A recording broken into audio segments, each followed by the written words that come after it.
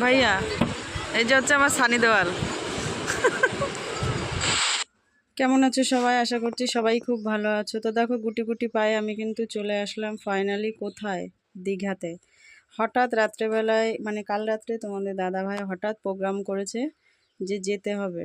কোথায় যেতে হবে? চলো যাই দীঘা। আমি তো ভীষণ রাগ করছি, না এত রাত্রে কোনো শপিং না কোনো কিছু আমাদের প্ল্যান নেই, কিভাবে দীঘায় যেতে পারি। কারণ দীঘা যেতে গেলে অনেক সুন্দর সুন্দর ড্রেস নিয়ে যেতে হবে, খুব ভালোভাবে প্রিপারেশান নিয়ে যেতে হবে, এইভাবে যাওয়া যাবে না। কিন্তু খুব জোরাজোরি করে শেষ পর্যন্ত দেখো রাত্রি 12:30টায় বেরিয়ে ভোরে কিন্তু পৌঁছেই গেলাম। আর পৌঁছানোর পর রাত্রে যখন তোমাদের দাদাভাই ডিসিশান নেয় যে আমরা দীঘাতে যাচ্ছি, প্রচণ্ড রাগ হয়েছিল ওর উপর আমার। কিন্তু যখন পৌঁছে গেছি তখন সত্যি বিশ্বাস করো মনে হয়েছে যে না, আমার বরের সিদ্ধান্তটাই কিন্তু একদম সঠিক। আর দীঘাতে যতবারই আসি মনে হয় যেন ঘোড়ায় চেপে একটা ফটো বা একটুখানি ঘুরে আসি, কিন্তু ভয় লাগে পড়ে যাওয়া। তোমাদের দাদাভাই বারবার বলতে থাকে তুমি পড়ে যেতে পারো, উঠতে হবে না। তো যাই হোক, এবারে বলি আমরা কারা কারা এসেছি। এখানে দেখতে পাচ্ছ যে আমার দিদি কিন্তু ভীষণ উৎসাহিত সমুদ্র দেখে, কারণ ও ফার্স্টবার এই দীঘাতে আসলো। আমি তো অনেকবারই এসেছি, তার মধ্যে তোমাদের কখনো ব্লগ দেওয়া হয়নি, হয়তো এবারেই প্রথম দিচ্ছি। আর আমি কিন্তু অনেক দিন আগেই ঘুরেছি, কিন্তু ব্লগটা কিছুতেই রেডি করে উঠতে পারছিলাম না, তো ভাবলাম আজকে রেডি করে। ভাইয়া এই যে হচ্ছে আমার সানি দেওয়াল।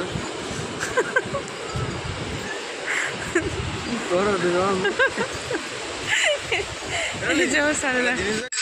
রাত্রে না ঘুমিয়ে আমাদের সবার চোখ মুখের অবস্থাটা দেখো। আর তোমার দাদাভাইকে আমি এটাই বলছিলাম যে থ্যাংক ইউ সো মাচ তোমাকে এত সুন্দর সকালবেলায় একটা মুগ্ধ পরিবেশে নিয়ে আসার জন্য।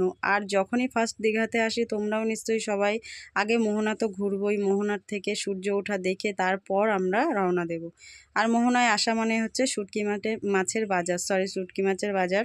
তো মাছের বাজারটা তোমাদেরকে একটু দেখিয়ে দিই। এখান থেকে কিন্তু শুটকিও আমি প্রচুর নিয়ে আসব, কিন্তু সেটা পরের দিন। আজকে তো জাস্ট সকালে পৌঁছে একটু ঘোরাঘুরি হলো, কারণ আমার দিদি দেখো সোনাটা না খুব মানে অসুস্থ হয়ে পড়েছে, কারণ এত লং জার্নি ও কখনো করেনি ওর এই 4 বছর বয়সে। তো আমার দিদিও কিন্তু খুব খুশি এত দূর আসতে পেরে, কারণ বাচ্চা তো একটু অসুস্থ হবেই, সবাই মোটামুটি একটু অসুস্থ হয়ে পড়েছি যতই গাড়িতে আসি না কেন। আর এদিকে দেখো আমি কিন্তু খুঁজে বেড়াচ্ছি চা, সকাল হয়ে গেছে, এতটা বেলা হয়ে গেছে, মানে এতটা জার্নি করে এসছি মানে চা কিন্তু খেতেই হবে। তো তোমাদের দাদাভাই বললো বিস্কুট নিয়ে নিই, এখন চা পরে গিয়ে হবে, আগে হোটেল খোঁজা যাক তারপর। তো এই মোহনার থেকে আমরা বেরিয়ে যাচ্ছি, আর এখন বেরিয়ে আমরা একটাই জায়গায় যাব, যেটা হচ্ছে বন্ধুরা ওল্ড দীঘা নিউ দীঘা। আমার তো ওল্ড দীঘাটাই বেস্ট লাগে, তো আমি তোমার দাদাকে বলেছি যে তুমি ওল্ড দীঘাতেই কিন্তু রুমটা নেবে। কে কে এসেছি বলে দিই। ওই যে আমার দেওর আছে পিছনে, তোমাদের দাদাভাই, আমি, আমার বাবু, আমার দিদি, জামাইবাবু, এই কয়জনেই কিন্তু আমরা এসেছিলাম। আর ঘুরেছি কিন্তু অনেক দিন আগে, ব্লগটা দিচ্ছে অনেক দিন পর, তার কারণ তোমরা রিলসে দেখেছো ওই যে আমি দীঘার অনেক রিলস দিয়েছি তোমাদেরকে। অনেক দিন ধরেই ভাবি যে ব্লগটা দিতে হবে, তো রেডি কিছুতেই করতে পারছিলাম না। যাই হোক, রাত জেগেছি, সবাই ভীষণ ক্লান্ত, তো এখন হচ্ছে রুমের খোঁজ। আর ওই যে আঙ্কেলটা আছে সামনাসামনি কিন্তু এসে আমাদের বলল রুম আছে চলো। তো আমরা কিন্তু একটু ভেতরেই, মানে যেহেতু হট করে ডিসিশন হয়েছে, তো সস্তায় এখানে আমরা একটু রুম খোঁজার চেষ্টা করছি আর সস্তায় ঘুরবো, কারণ কোনো প্ল্যানিং ছিল না, অতটা রেডি হয়েও আসেনি। তো এইখানে আমরা মানে 3টে রুম কিন্তু আমরা নিয়ে নিয়েছি স্পেশালি, মানে কি বলবো খুবই ভালো কিন্তু এনাদের ব্যবহার। তোমরা আসলে দেখতেই পেয়েছো, হোটেলের নাম থাকতে পারো, কোনো প্রমোশন নয়, কিন্তু আমার ভালো লেগেছে বলেই আমি বললাম। তো দেখো রুমগুলোর বেডগুলোও কিন্তু খুব সুন্দর ছিল। হ্যাঁ, আর একটা কথা বলে দিই, 3টে রুমই কিন্তু কিন্তু আমরা কিন্তু নন এসি নিয়েছি, তার কারণ প্রচণ্ড ঠান্ডা ছিল। প্রচণ্ড বলবো না, মানে এসির কোনো প্রয়োজন পড়বে না, জাস্ট উপরে একটা পাখা চললেই কিন্তু গায়ে দিতে হবে, কম্বল কিংবা কাঁথা গায়ে দিতে হবে। আর বাথরুমগুলোও দেখো একদম ফ্রেশ ছিল, মোটামুটি ভালোই। তো যাই হোক, রুম টুম খোঁজা রেডি হয়ে গেছে, এবার কিন্তু মনে হচ্ছে শান্তির একটা নিঃশ্বাস ছাড়তে পারলাম, কারণ পৌঁছেও গেছি আর রুমও নিয়ে ফেলেছি। আর এইবার পালা হচ্ছে আমাদের সকালে টিফিনের। তো আমি তোমার দাদাভাইকে বললাম যতক্ষণ তুমি আমাকে চা না খাওয়াবে আমার কিন্তু মাথা ফ্রেশ হবে না। আর আমি এটা বুঝি না প্রত্যেকটা হোটেলে এই টিভিগুলো কেন রাখে, টিভিগুলো পুরোই বেকার, চলে না, কিছুই হয় না।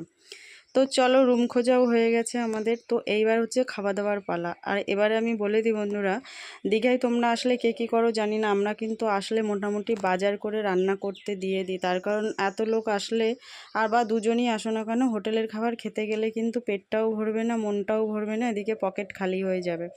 তো তার থেকেই কিন্তু তোমরা মানে যাই বলো না কেন, চাল সবজি মাছ তোমাদের যার যেটা পছন্দ তোমরা কিন্তু বাজার করে রান্না করতে দিতে পারো, সেটা আরও বেশি সস্তায় হয় এবং পেটও ভরে। আর আমরা এবারের এত ভালো রাঁধুনি পেয়েছিলাম, মানে কি বলবো, যে কটাই আমরা যে দুদিন ছিলাম রান্না করে দিয়েছে আমাদের স্পেশালি, মানে এত ভালো হয়েছে রান্নাটা, বাড়ির মতোই প্রায় ফিল করতে পেরেছি। তো রান্নাবান্না ভালো ছিল।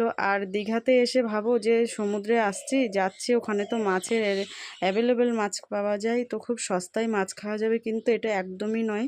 কারণ মাছের দাম কিন্তু এখানে প্রচুর, 500 থেকে শুরু। তো সবাই তোমার দাদাভাই জিজ্ঞাসা করছে যে তোমরা কি খাবে কি খাবে, সবাই কোন মাছ খাবে বলো বলো। তো আমার যে মাছ পছন্দ সবার সেটা পছন্দ নয়।